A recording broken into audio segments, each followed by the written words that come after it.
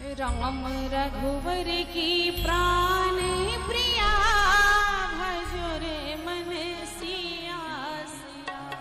राम रघुवर की प्राण प्रिया भजो रे मन सिया सिया। राम रघुवर की प्राण प्रिया। किशोरदास जी महाराज की जय। श्री पाद लोचनानंद जी महाराज की जय। ये दोनों भाई सगे भाई, ये लोग 4 भाई थे और ये चारों भाइयों में इतनी घनिष्ठ एक भाईपना था कि एक दूसरे के पूरक बने रहते थे। नवल किशोर गोस्वामी और श्री लोचनानंद जिनका चरित्र है, ये ढाका के श्री नित्यानंद परिवार के श्रीपाद लक्ष्मीकांत गोस्वामी प्रभु के पुत्र थे। नवल किशोर स्वामी अपने बड़े भैया जिनका नाम था कृष्ण किशोर गोस्वामी, उनसे इन्होंने दीक्षा ले ली अपने बड़े भाई से।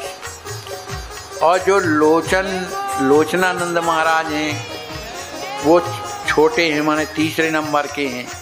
इन्होंने अपने बड़े भैया नव किशोर जी से ले ली। तो माने घर ही में गुरु और चेला दोनों के दोनों।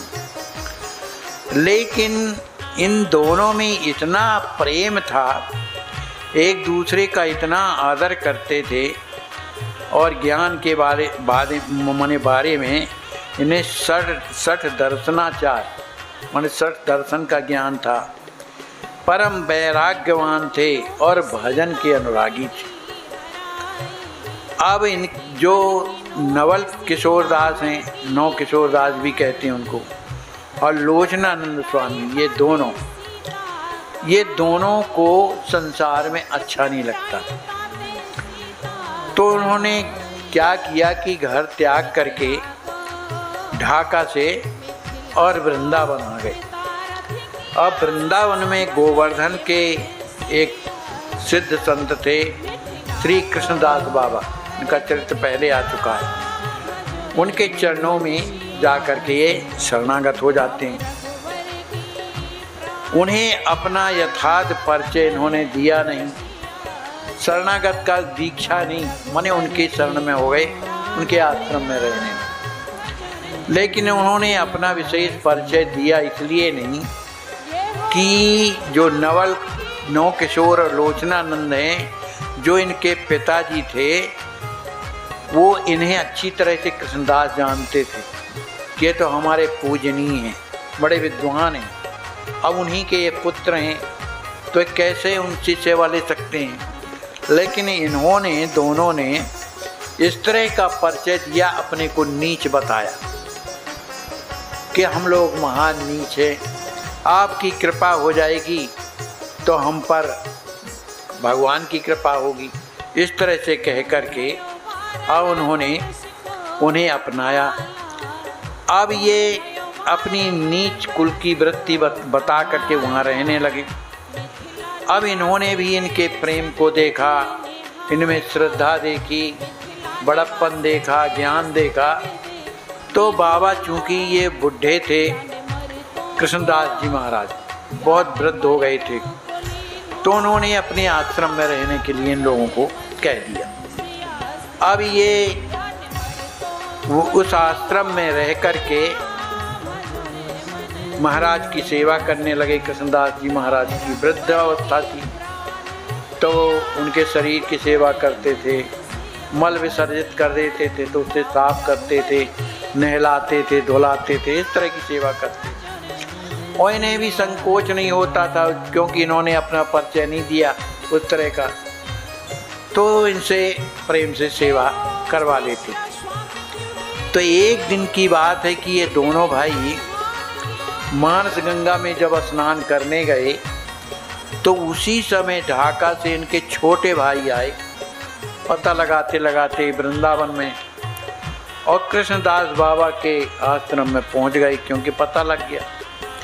अब ये उन्हीं के पास बैठ करके और कहने लगे कि जो यहाँ पर जो रहते हैं दोनों जो महापुरुष हैं, वो ढाका के हैं, हमारे पिताजी का नाम ये है, उन्हीं के हम लोग पुत्र हैं। इस बात को सुनकर के बाबा तो नाराज हो गए, आंखें लाली पीली होने लगी। अरे इस तरह का झूठ बोला हमसे। बड़े दुखी बैठे थे, तभी ये स्नान करके आते हैं दोनों, नवल किशोर और लोचना नंद जी महाराज। उन्होंने देखा कि अरे तो छोटा भाई हमारे माने महाराज के बगल में बैठा है और इसने ज़रूर कुछ कहा होगा, तभी तो इनकी भ्रुकुटी टेढ़ी है। वो समझ गए कि हमारे बारे में ही इन्हें कष्ट हो रहा है, दुखी। ये दोनों के दोनों भोले चाले कुछ भी नहीं और जाकर के चरणों में गिर गए और हाथ जोड़ करके प्रार्थना करने लगे, प्रभु हम जन्म जन्म के अपराधी हैं, इसलिए उच्च कुल में हमारा जो जन्म हुआ है, उच्च कुल में जो हमारा जन्म हुआ है, इसी के कारण हम में भक्ति नहीं आ पा रही, क्योंकि हम अपने आप को प्रतिष्ठित मानते हैं, बड़े ज्ञानी मानते हैं। इस अभिमान के कारण हमारे जीवन में भगवान की कृपा नहीं हो पा रही। वो तो किसी तरह से आपके चरणों का आश्रय मिला और हमने इस बात को स्वीकार भी किया कि हमें झूठ नहीं बोलना चाहिए, लेकिन हम अपने जीवन को भी धिक्कारते हैं कि ऐसे बड़प्पन में हमारा जन्म हुआ जहाँ लोग सम्मान करते हैं, तो सम्मान में हम लोग अभिमानी हो गए थे, लेकिन आपके चरणों में आने से वो हमारा अभिमान दूर हो गया, इसलिए हमें आप क्षमा करिए।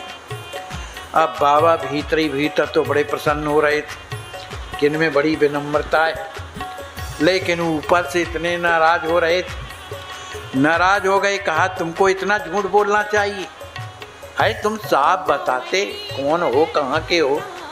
अपने को इतना गिरा नीच बता करके हमें दया लगी, तुम्हें आश्रम में रख लिया और अंदर ही अंदर बहुत प्रसन्न है, ये तो हमारे बंधनी है। तो उन लोगों ने कहा कि महाराज गलती तो हो गई है, अब आप ही बताइए हम क्या दंड स्वीकार करें, जो आप दंड देंगे हमें सब स्वीकार है। कहा हाँ तुम्हें दंड दिया जाएगा, तो हमारी बात मानोगे? कहा हाँ महाराज क्यों नहीं मानेंगे, आप ही के आश्रम में रहते। कहा तो तुम दोनों लोग अपने चरण का चरणामृत उतारो, अवतार करके और मेरे सामने ला करके रखो, तो यही तुम्हारा दंड है, आगे कुछ नहीं बोले। अब वो समझ तो गए कि क्यों उतरवा रहे हैं, लेकिन अब चूंकि नाराज हैं तो उन्होंने अपने हाथ से चरणामृत दोनों भाइयों ने उतारा, वो अलग अलग जा कर के बाबा के सामने कृष्णदास जी महाराज के सामने रख दिया।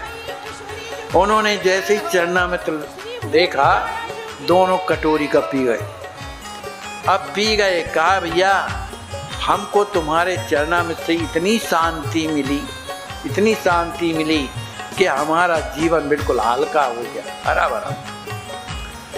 अब इसके बाद उन्होंने कहा अब तुम लोग एक काम करो, अब कभी इस तरह से झूठ मत बोलना, अब इसी आश्रम में रह करके और बढ़िया भजन करो। लेकिन उन्होंने कहा महाराज अब हम इस आश्रम में नहीं रहेंगे, अब हमें आज्ञा दीजिए, हम कहीं और जा कर के भजन करेंगे।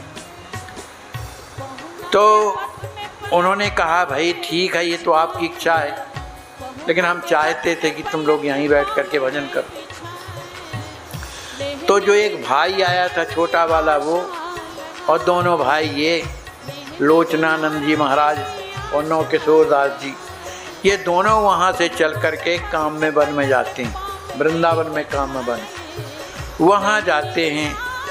और एक आश्रम है जिसका नाम है पशुप नामक, निर्जन मने उधर जंगल है, वहाँ जा कर के रह कर के ये भजन करने लगे तीनों के तीनों।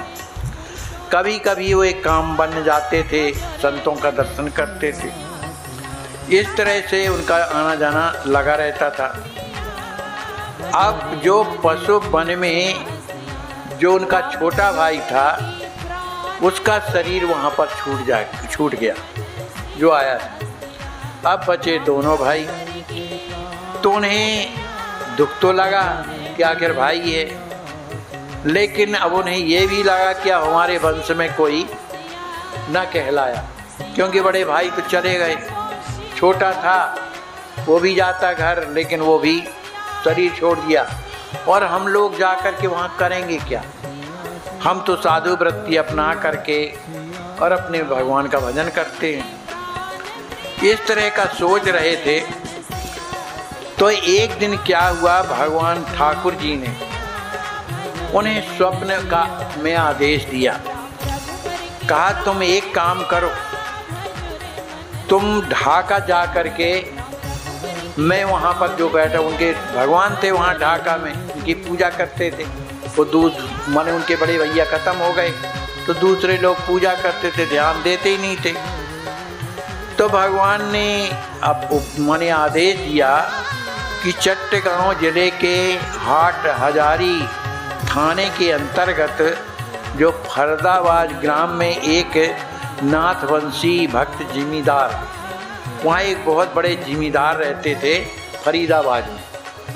तो भगवान ने इन्हें कहा कि तुम उन्हें ले करके और तुम वहाँ जाओ, उन फरीदाबाद नाथवंश के जो जिमीदार है उनके पास जाओ, क्योंकि उनका भी वंश अब चलने वाला नहीं, शीघ्र समाप्त होने वाला है, क्योंकि उनके कोई संतान नहीं है, इसलिए उनकी संपत्ति खुर्द-बुर्द हो जाएगी। इसलिए मुझे लेकर के वहाँ जाओ और जिमीदार से कहना कि संपूर्ण संपत्ति हमारी सेवा में लगा दे। इस तरह का स्वप्न में आदेश हुआ। अब ये दोनों भाई वहाँ से चट्टग्राम जाते हैं और वहाँ के जो प्रसिद्ध कविराज जिनका नाम था कार्तिक अधिकारी के घर ठहरे। माने ये जो है जिमीदार के एक बहुत अच्छे मित्र थे और साथ साथ ये बड़े वैद्य थे, कुशल के वैद्य थे। तो उनके यहाँ जब ठहरे तो कार्तिक जो अधिकारी था, जो वैद्य थे, वो जिमीदार के यहाँ इन लोगों को ले जाते हैं और बताया कि इन्हें भगवान ने स्वप्न में आदेश दिया है कि आपके पास जितनी भी संपत्ति है वो भगवान की सेवा में समर्पित कर दो, इसीलिए इधर उगाए हुए हैं ये दोनों को ने। इस बात को सुनकर के और जिमीदार बड़ा प्रसन्न हुआ कि चलो भगवान ने स्वीकार तो किया। उन्होंने पूरी संपत्ति भगवान के नाम पर कर दिया, जितना उनके पास भूभाग था और भी जो चल संपत्ति थी सब भगवान के नाम पर कर दिया। अब वहाँ पर बढ़िया भगवान की व्यवस्था हो गई, अब भगवान की सेवा होने लगी। अब एक दिन की बात है कि जो कार्तिक अधिकारी जो वैद्य थे उनके घर में कीर्तन हो रहा था। कीर्तन में बहुत से भक्त इकट्ठे हुए थे और वहीं पर ये दोनों भाई जो लोचनानंद और नंद किशोर जो थे उस कीर्तन में थे। तो जो लोचनानंद महाराज थे ये कीर्तन करते करते ऐसे प्रेम में विवल हो गए कि उस सभा को छोड़ करके और बड़े जोर से भागे। शाम का तो समय था और शाम माने भागे वहाँ से, वो अदृश्य हो गए, पता ही नहीं कहाँ चले गए। अब जब कीर्तन समाप्त हुआ तो जो जिमीदार थे, बड़े आदमी थे, उन्होंने कहा भाई लोचनानंद महाराज कहाँ चले गए। उनका जब पता लगवाया कहीं पता ही नहीं चला उनका। बड़े दुखी हुए कि गए कहाँ। तो फिर उन्होंने वृंदावन भेजा और कई जगह भेजा, नवद्वीप भेजा, लेकिन कहीं भी लोचनानंद जी का पता नहीं चला। बड़े दुखी हो गए कि बताओ ऐसे संत, भगवान के अंतरंग भक्त कि भगवान का कीर्तन करने में बेहोश हो जाते हैं, प्रेम आंसू छलकते हैं, उनकी स्थिति बिगड़ जाती है, ऐसे प्रेमी कहाँ मिलेंगे। जिमीदार बड़े दुखी हो गए। तो एक दिन जब बैठे हुए थे जिमीदार और भी लोग बैठे हुए थे, उन्हीं के जीवन में के प्रति चिंता थी उन्हें, तभी क्या देखते हैं कि आगे जो है बहुत बड़ा गड्ढा है और उस गड्ढा के किनारे किनारे गायें उस गड्ढे में थोड़ा जाती हैं और निकल के बाहर आ जाती हैं और अपने आप उछलती हैं, कूदती हैं, माने प्रसन्नता के कारण। क्या हो रहा है कुछ पता नहीं। जब इस तरह का जब देखा तो ये सभी कोई गड्ढे की ओर जाते हैं। तो उधर क्या देखा कि उस गड्ढे में जो लोचनानंद जी महाराज थे उनका सिर नीचे धंस गया था और ऊपर चरण रहे, तो चरणों से पहचान हुई। अब हुआ क्या था कि वहाँ पर 2 दिन पहले बढ़िया भंडारा था, तो पुराने ज़माने में केले के पत्ते के द्वारा प्रसाद बांटा जाता था, उसी पत्तलों में पवाया जाता था। तो 1000-2000 लोगों के पत्तल उसी में डाले गए थे और उसी में सीधे जाकर के नीचे सिर के बल गिर गए थे और वहाँ पर उन्हें बेहोश नहीं था। अब जाकर के देखा किसी तरह उन्हें निकाल के लाए। निकाल के लाने के बाद उन्हें नहलाया धुलाया और सब कोई उन्हें मृत मान करके बड़े दुखी हो गए कि बताओ इतने अच्छे महापुरुष, इनका जीवन समाप्त हो गया। लेकिन जो कार्तिक अधिकारी थे, जो वैद्य थे, अच्छे वैद्य थे, उन्होंने जाकर के नाड़ी देखी। तो नाड़ी देख करके उन्होंने कहा सुनो, अभी इनके प्राण गए नहीं, इनकी जो प्राण वायु है शरीर में ही रुकी हुई है, ये गई नहीं है। क्योंकि कोई आदमी जब मरता है तो उसका जो तेज है दूसरे दिन से गायब होने लगता है और तीसरे दिन तो रहता ही नहीं। तो देखो इनका तेज भी नहीं गया है, तो इनके जो शरीर, इनका शरीर जो है अभी प्राण शरीर में है। तो फिर क्या करें? कहा इसका एक ही उपाय है, कीर्तन करिए आप लोग। तो सब लोगों ने जब कीर्तन शुरू किया तो ये लोचनानंद महाराज उठ करके वो बैठ गए और वो भी कीर्तन करने लगे। इन कृपा को देख माने भगवान के कीर्तन में कितनी बड़ी शक्ति। उस कीर्तन में इतने मस्त हुए, सभी कोई बड़े प्रसन्न थे। एक दिन की बात है कि ये दोनों भाई तो भगवान के भक्त थे ही, रोजाना मानसी गंगा में स्नान करने जाते थे। तो ये जो लोचनानंद जी महाराज थे अपने भगवान के लिए जल भर करके लाया करते थे भगवान की सेवा के लिए। तो जैसे ही जल भर करके ला रहे थे तो उसी गांव में इसके पहले क्या हुआ था, महामारी पड़ी हुई थी विसूचिका रोग के कारण। सभी कोई दस्त के बीमार हो करके और बहुत से लोग मर गए और बहुत से लोग शिकार भी थे, मर रहे थे। तो ये महाराज जा करके और जैसे ही जल लेके चले आ रहे थे तो उनके सामने एक स्त्री प्रकट हो जाती। उसके शरीर से दुर्गंध आ रही है, अत्यंत वृद्धा है। उसने महाराज के चरणों को छू लिया, प्रणाम किया।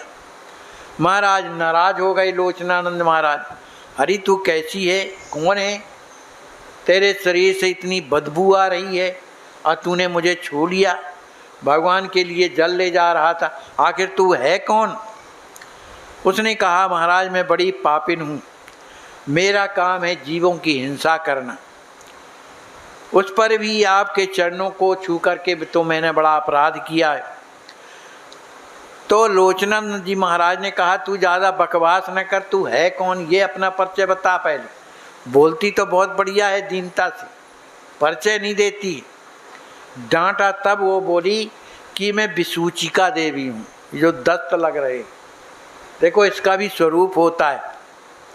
हमने गरुड़ पुराण में पढ़ा है कि जितने रोग होते हैं तो जमपुरी के इर्द गिर्द उनके भी मकान घर बने रहते हैं।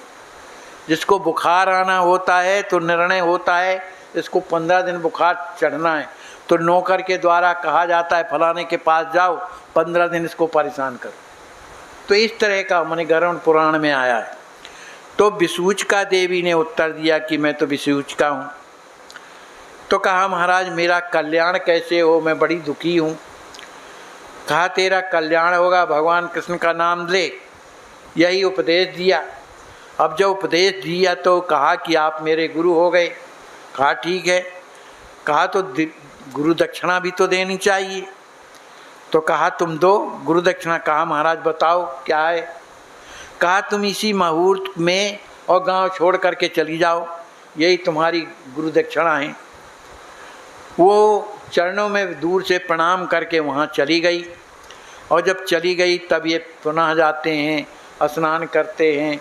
स्नान करने के बाद और भगवान का जब जल ले करके अपने आश्रम में आते हैं, सभी कोई चिंतित थे कि बड़ी देर हो गई, महाराज अभी तक लौट के नहीं आए। लोचनानंद तो लोगों ने पूछा कि अरे आपके प्रति तो हम बड़े चिंतित थे, इतनी देर क्यों लग गई। उन्होंने पूरा वृत्तांत बताया और कहा सुनो, अब जिनको भी विसूचिका इस गांव में रही होगी वो सब ठीक हो गए होंगे, कोई दुखी ना होगा, जा करके देखो। जब देखा तो सही में उस गांव की महामारी समाप्त हो गई थी। अब एक दिन की बात है कि दोनों भाई जगन्नाथपुरी की में रथ यात्रा का दर्शन करने के लिए जब वहाँ जाते हैं तो जगन्नाथ जी की पांड विजय के समय उनके दर्शन करते हुए जो उनके बड़े भाई थे नवल किशोर दास जी महाराज, दर्शन करते करते उनका शरीर छूट गया। अब बचे छोटे। जब छोटे बच्चे जिनका ये चरित्र चल रहा है तो उन्होंने अपने बड़े भाई के चरण पकड़े। चरण पकड़ करके कहते हैं कि बचपन से और अभी तक आप मुझे अपने साथ में रखे रहे। लोचनानंद जी महाराज ने कहा अब जाते समय मुझे छोड़ करके कैसे चले गए, अरे मुझे भी तो ले चलिए। इस तरह से जब कहा तो उनका भी शरीर छूट गया और दोनों भगवत धाम को चले गए। बोलिए श्री लोचनानंद जी महाराज की जय।